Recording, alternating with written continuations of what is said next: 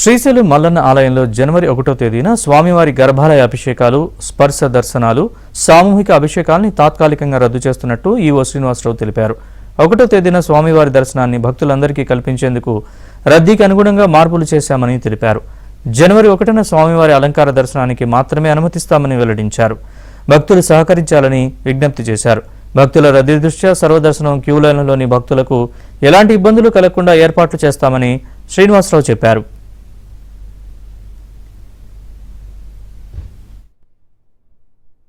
ఓం నమ శివాయ.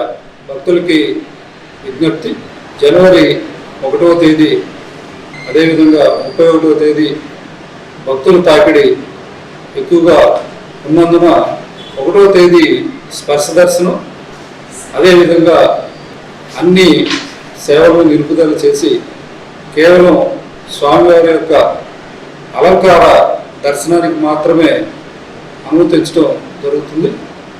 గర్భాలయంలో ఆర్జిత సేవల్ని నిలుపుదల చేయడం జరిగింది.